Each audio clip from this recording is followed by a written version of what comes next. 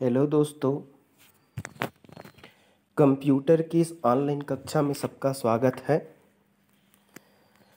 अभी तक हम प्रीवियस 9 लेक्चर पर हमने डिटेल डिस्कशन किया था। आज इस कंप्यूटर के सीरीज का ये 10वां लेक्चर है। तो इस सीरीज के अंतर्गत हम पहले क्वेश्चन पर चर्चा करते हैं, जिसमें क्वेश्चन नंबर 1 बोल रहा है what is embedded system. Embedded system बोले चाहे एम्बेडेड कंप्यूटर बोले, एम्बेडेड का मतलब होता है इनबिल्ट बोल सकते हैं। तो जब ऐसा कंप्यूटर सिस्टम, ऐसा स्मॉल साइज कंप्यूटर बोल सकते हैं जिस पर्टिकुलर कंप्यूटर सिस्टम का डिज़ाइन कोई विशेष उद्देश्य को पूरा करने के लिए ही डिज़ाइन किया जाता है, खास करके स्पेसिफिक पर्पस के लिए।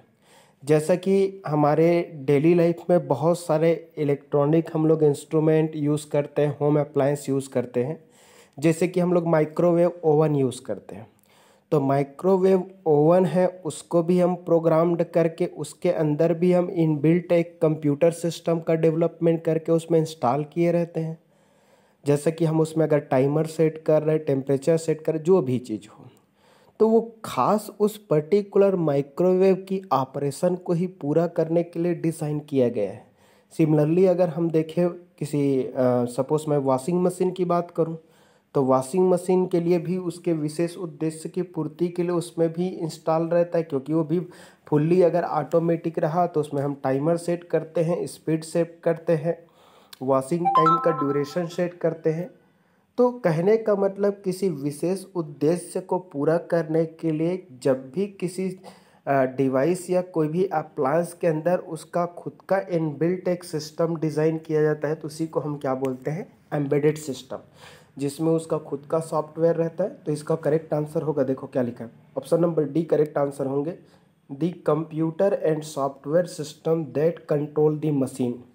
तो कोई विशेष किसी सिस्टम, किसी इंस्ट्रूमेंट, किसी होम अप्लायंस है, उसकी ऑपरेशन को, उसकी वर्किंग को कंट्रोल करने के लिए खास डिज़ाइन किया हुआ एक इनबिल्ट स्मॉल साइज की जो कंप्यूटर सिस्टम है, उसको हम क्या बोलते हैं, एम्बेडेड बोलते हैं। ठीक है, जैसे कि आपके घरों में एसी यूज़ होता है, वॉशिंग मशीन यूज़ होता है, माइक्रोवेव ओवन की बात करें तो उस पर्टिकुलर पर्पस के लिए डिज़ाइन किया हुआ इनबिल्ट कंप्यूटर सिस्टम क्या कहलाता है, एम्बेडेड कंप्यूटर सिस्टम कहलाता है। Now the next question,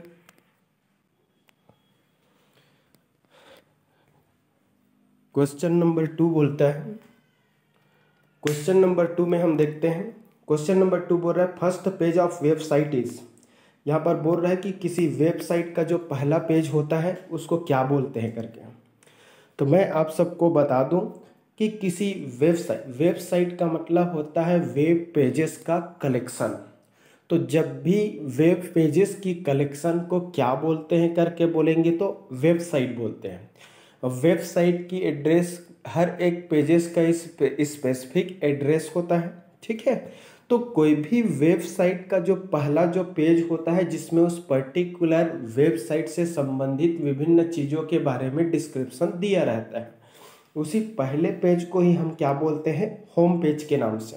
website क्या है बोलेगा तो कलेक्शन ऑफ वेब पेजेस, और किसी वेबसाइट का जो पहला नंबर का पेज है वो क्या कहलाता है, होम पेज कहलाता है। तो इस क्वेश्चन नंबर 2 का जो करेक्ट जो आंसर होगा वो ऑप्शन नंबर ए होगा, होम पेज होगा। इसमें इंडेक्स, जावा स्क्रिप्ट, तो जावा स्क्रिप्ट तो एक अपने आप में एक प्रोग्रामिंग लैंग्वेज है, एक हाई लेवल प्रोग्रामिंग लैंग्वेज है, और उस हाई लेवल प्रोग्रामिंग लैंग्वेज का यूज़ हम वेबसाइट वगैरह, वेब पेजेस हैं उसके डिज़ाइनिंग पर्पस के लिए हम उसका यूज़ करते हैं। चलो देखते हैं क्वेश्चन नंबर 3 में। क्वेश्चन नंबर 3 में हम देखते हैं क्या लिखा है, where are data and program stored when processor uses them. इसमें ये बोल रहा है कि जब प्रोसेसर यूज़ करता है तो डेटा और प्रोग्राम किस में स्टोर रहता है। तो मैं आप सबको बता दूं, जब भी हम पर्टिकुलर सीपीयू में कोई भी ऑपरेशन को परफॉर्म करते हैं, कोई भी डेटा, कोई भी सॉफ्टवेयर का इस्तेमाल करते हैं, किसी प्रोग्राम का इस्तेमाल करते हैं, तो particular used data information in program computer system के प्राइमरी मेमोरी में स्टोर होता है। कंप्यूटर सिस्टम की प्राइमरी मेमोरी को हम मेन मेमोरी के नाम से भी हम जानते हैं, जो कि एक कंप्यूटर सिस्टम का इंटरनल मेमोरी होता है, क्योंकि उस पर्टिकुलर मेमोरी है वो उसकी लोकेशन सीपीयू के मदरबोर्ड में, तो सीपीयू के अंदर स्थित होने के कारण उसको इंटरनल मेमोरी के नाम से भी हम जानते हैं। तो कोई भी डेटा और प्रोग्राम जो कंप्यूटर सिस्टम में एक्सक्यूशन के दौरान यूज होता है, प्रोसेसर के द्वारा यूज किया जाता है, वो यूज किए जाने वाली जो डेटा और प्रोग्राम किस में स्टोर रहता है, मेन मेमोरी। तो इसका करेक्ट जो आंसर होगा ऑप्शन नंबर ए होगा। अगर मेन मेमोरी नहीं दिया है ऑप्शन तो रैम दिया रहेगा, रैम नहीं दिया है तो इंटरनल मेमोरी है, तो हम इंटरनल मेमोरी को लगाएंगे। तो क्वेश्चन नंबर 3 का जो करेक्ट आंसर होगा ऑप्शन नंबर ए होगा। ठीक है, सेकेंडरी मेमोरी में नहीं रहता, एक तो एक्सटर्नल स्टोरेज है, डिस्क मेमोरी, प्रोग्राम मेमोरी, ये सब नहीं है, ये सब इनकरेक्ट है। इसका करेक्ट आंसर होगा ऑप्शन नंबर ए, मेन मेमोरी। चलो देखते हैं नेक्स्ट क्वेश्चन, क्वेश्चन नंबर 4 की चर्चा करते हैं। क्वेश्चन नंबर 4 बोल रहा है खाली स्थान represents raw fact. Raw fact किसको कहते हैं बोल रहे हैं, वेयर एज खाली स्थान is the data made meaningful. तो जैसा कि मैं आपको बता दूं कि कंप्यूटर सिस्टम बेसिकली ऐसा इलेक्ट्रॉनिक सिस्टम होता है जो किसी डेटा को प्रोसेस करके इंफॉर्मेशन में कन्वर्ट करता है। कोई भी रॉ फैक्ट कहने का मतलब जिसका कोई मीनिंग नहीं होता, उस रॉ फैक्ट को हम डेटा कहते हैं। रॉ फैक्ट को हम डेटा कहते हैं जब उस पर्टिकुलर डेटा का यूज करके कंप्यूटर सिस्टम उसको वेल मीनिंगफुल इंफॉर्मेशन में कन्वर्ट करता है, अर्थपूर्ण डेटा का जनरेशन करता है, तो उस अर्थपूर्ण डेटा को हम क्या बोलते हैं, इंफॉर्मेशन। तो कंप्यूटर डेटा के रूप में स्वीकार करता है और डेटा का कोई स्पेसिफिक कोई मीनिंग नहीं होता, इस कारण डेटा को हम रॉ फैक्ट के नाम से जानते हैं। ये कैरेक्टर, सिंबल, नंबर का कॉम्बिनेशन होता है जिसका कोई शाब्दिक कोई मीनिंगफुल अर्थ नहीं निकलता, और जब कंप्यूटर सिस्टम उस डेटा को इनपुटिंग के रूप में स्वीकार करता है और इनपुटिंग के रूप में स्वीकार करके जब उसके लिए मीनिंगफुल डेटा का जनरेशन करता है, तो उस मीनिंगफुल डेटा को हम क्या बोलते हैं, इंफॉर्मेशन। तो जो डेटा को इंफॉर्मेशन में कन्वर्ट करता है उस प्रक्रिया को हम प्रोसेसिंग बोलते हैं, और कंप्यूटर का वह भाग जो डेटा को प्रोसेस करने का काम करता है उसे कंप्यूटर का हम सीपीयू या फिर कंप्यूटर का प्रोसेसर के नाम से हम जानते हैं। तो ये क्वेश्चन नंबर 4 का जो करेक्ट जो आंसर होगा वो पहले ऑप्शन पे ए ब्लैंक पे डेटा आएंगे, दूसरे पे क्या होगा, information. Now the next question is question number 5 को देखते हैं। क्वेश्चन नंबर 5 बोल रहा है what characteristics of read only memory makes it useful. इनमें से कौन सा जो कैरेक्टरिस्टिक्स है जो रीड ओनली मेमोरी को यूजफुल बनाता है। तो देखते हैं ऑप्शन नंबर ए को, ROM information can be easily updated, तो ये तो नहीं आएगा। Now next question option B, data in ROM is non volatile. Clear हुआ, नॉन रोम है, रोम मतलब रीड ओनली मेमोरी, और रीड ओनली मेमोरी एक परमानेंट मेमोरी होता है जिसमें कोई भी प्रोग्राम डेटा जो है वो परमानेंटली क्या रहता है, स्टोर रहता है। क्लियर हुआ, परमानेंटली स्टोर कहने का मतलब ऐसा मेमोरी जो इलेक्ट्रिसिटी ऑफ होने के बावजूद भी या फिर कंप्यूटर सिस्टम को टर्न ऑफ कर देने के बावजूद भी डेटा को परमानेंटली स्टोर करके रखता है। तो यहाँ पर लिखा है ऑप्शन बी को, data in ROM is non volatile. Non volatile मतलब इलेक्ट्रिसिटी को ऑफ करने के बावजूद भी या कंप्यूटर सिस्टम को टर्न ऑफ शट डाउन करने के बावजूद भी जिसमें स्टोर्ड इंफॉर्मेशन परमानेंटली बना रहे वो नॉन वोलाटाइल। तो रोम एक नॉन वोलाटाइल मेमोरी है, it remains there even without electrical power. तो इसका करेक्ट आंसर होगा, क्वेश्चन नंबर 5 का करेक्ट आंसर होगा ऑप्शन नंबर बी। ये अपने अंदर डेटा को, इंफॉर्मेशन को, प्रोग्राम को स्टोर करके रखता है जब इलेक्ट्रिसिटी ऑफ हो जाता है तब भी, मतलब ये परमानेंट स्टोरेज है। तो इसका करेक्ट जो आंसर होगा ऑप्शन नंबर 5 का, क्वेश्चन नंबर 5 का करेक्ट आंसर होगा option number B. Now the next question, CAD. CAD का फुल फॉर्म क्या होता है ऐसा बोल रहा है। तो प्रीवियस लेक्चर में भी एक क्वेश्चन है वो स्ट्राइक किया था, तो मैं आप सबको बता दूं कि केड है उसका फुल फॉर्म होता है कंप्यूटर एडेड डिजाइन। तो 6 का ऑप्शन नंबर ए है वो करेक्ट आंसर होंगे। कहने का मतलब कंप्यूटर सिस्टम का इस्तेमाल करके और विभिन्न एप्लीकेशन सॉफ्टवेयर की हेल्प से जब भी कोई डिजाइनिंग की प्रक्रिया की जाती है तो उसी को हम क्या बोलते हैं, केड बोलते हैं। तो इस केड का फुल फॉर्म होता है कंप्यूटर एडेड डिजाइन, मतलब कंप्यूटर की सहायता से कोई डिजाइनिंग की प्रक्रिया किया जाना। क्वेश्चन नंबर 7 को देखते हैं। Which programming languages are classified as low level languages. दिए गए ऑप्शन में से कौन सा प्रोग्रामिंग जो लैंग्वेज है वो लो लेवल लैंग्वेज है, उसका उदाहरण है बोल रहे हैं। तो देखते हैं तो बेसिक, कोबॉल, फोर्ट्रान। तो आप सबको बता दें कि फोर्ट्रान है वो दुनिया का सबसे पहला प्रोग्रामिंग लैंग्वेज था, first programming language, first high level language था। ठीक है, तो फोर्ट्रान का फुल फॉर्म होता है फार्मूला ट्रांसलेशन, जिसको डेवलपमेंट किस पर्पस के लिए किया गया था, खास करके साइंटिफिक एंड मैथमेटिकल कैलकुलेशन के लिए। ठीक है, प्रोग्राम का फुल फॉर्म होता है प्रोग्रामिंग इन लॉजिक। तो ये सारे हाई लेवल लैंग्वेज है। सी प्लस प्लस भी हाई लेवल लैंग्वेज है, लेकिन हमारे क्वेश्चन में क्या पूछा है, लो लेवल लैंग्वेज। तो आप सबको बता दूं कि कंप्यूटर में दो ही लो लेवल लैंग्वेज मिलेगा, एक तो बाइनरी लैंग्वेज, बाइनरी ही लैंग्वेज को ही हम मशीन लैंग्वेज बोलते हैं, क्योंकि मशीन लैंग्वेज मतलब हमारी कंप्यूटर सिस्टम की भाषा, जिस भाषा को कंप्यूटर सिस्टम समझ सकता है, जिस पर्टिकुलर भाषा को अंडरस्टैंड कर सकता है, जिसमें वो डेटा को प्रोसेस कर सकता है, उस पर्टिकुलर कोड में लिखे हुए भाषा को हम मशीनी भाषा या फिर लो लेवल लैंग्वेज के नाम से हम जानते हैं। तो मशीन लैंग्वेज और असेंबली लैंग्वेज ये दो लैंग्वेज है वो किसके अंतर्गत आता है, लो लेवल लैंग्वेज। तो assembly language will be correct answer of question number 7। तो क्वेश्चन नंबर 7 का जो करेक्ट आंसर होगा ऑप्शन डी, असेंबली जो लैंग्वेज है एक प्रकार की लो लेवल लैंग्वेज का क्या है, उदाहरण।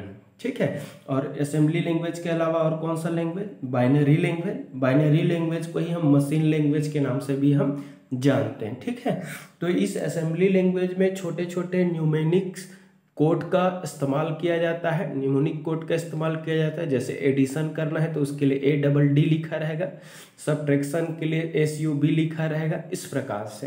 तो छोटे छोटे कोड का इस्तेमाल करके क्या किया जाता है, इसमें प्रोग्रामिंग की जाती है। क्वेश्चन नंबर 8 पे जाते हैं। क्वेश्चन नंबर 8 बोल रहा है which of the following is not antivirus software. इनमें से कौन सा एंटीवायरस सॉफ्टवेयर का उदाहरण नहीं है बोल रहे हैं। तो यहाँ पर NAV लिखा है, वो एक्चुअल में NPAV है। NPAV का फुल फॉर्म होता है नेट प्रोटेक्टर एंटीवायरस। तो ये तो ठीक है, NAV मतलब नेट प्रोटेक्टर एंटीवायरस, तो ये एंटीवायरस का उदाहरण है, नाम है F-Prot। तो F-Prot भी एक प्रकार का एंटीवायरस है। और मैकफी एक प्रकार की ये भी एंटीवायरस है। तो ऑप्शन नंबर ए भी एंटीवायरस का नाम है, ऑप्शन नंबर बी F-Prot भी एंटीवायरस का नाम है, ऑप्शन नंबर डी मैकफी भी एक प्रकार की एंटीवायरस का नाम है। लेकिन ओरेकल अमेरिका की एक मल्टीनेशनल कंपनी है, एक कंपनी, एक संस्था का नाम है जो कंप्यूटर टेक्नोलॉजी के फील्ड में काम करती है। तो ओरेकल नाम से किसी भी प्रकार की एंटीवायरस सॉफ्टवेयर मार्केट में उपलब्ध नहीं है, नहीं आता। तो नहीं है करके पूछा है, तो इस क्वेश्चन नंबर 8 का जो करेक्ट आंसर होगा वो ओरेकल होगा, क्योंकि ओरेकल किसी प्रकार की एंटीवायरस सॉफ्टवेयर नहीं है। चलो हम क्वेश्चन नंबर 9 पे चर्चा करते हैं। क्वेश्चन नंबर 9 बोल रहा है विच device is required for internet connection. इनमें से कौन सा जो डिवाइस है वो इंटरनेट कनेक्शन के लिए आवश्यक है। ठीक है, तो देखो हमारे कंप्यूटर सिस्टम में इंटरनेट एक्सेस करने के लिए NIC कार्ड का होना बहुत ही जरूरी है, क्योंकि without NIC card, network interface card के बिना हम किसी भी प्रकार की इंटरनेट नेटवर्किंग जैसी गतिविधियों को पूरा नहीं कर सकते। ठीक है, तो NIC कार्ड बहुत ही आवश्यक होता है। CD ड्राइव, तो CD में रीडिंग और राइटिंग पर्पस के लिए यूज होता है। जॉय स्टिक एक प्रकार की इनपुटिंग डिवाइस है जो खास करके गेमिंग पर्पस, गेम में, वीडियो गेम्स वगैरह में गेमर्स लोगों के द्वारा यूज होता है। ठीक है, और मॉडेम है वो इंटरनेट में ही यूज होता है, लेकिन विदाउट NIC कार्ड तो हम मॉडेम को भी इस्तेमाल नहीं कर सकते। तो इसका करेक्ट आंसर होगा ऑप्शन नंबर डी होगा, क्योंकि एक इंटरनेट की कनेक्शन के लिए आपके कंप्यूटर सिस्टम में नेटवर्क इंटरफेस कार्ड का होना बहुत ही आवश्यक है। तो क्वेश्चन नंबर 9 का करेक्ट आंसर होगा ऑप्शन नंबर डी होगा NIC कार्ड।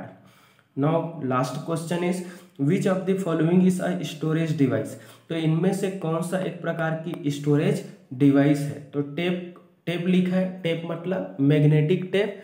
आप सबको बता दूं कि मैग्नेटिक टेप एक प्रकार की स्टोरेज डिवाइस है और एक ऐसा मैग्नेटिक स्टोरेज डिवाइस है जो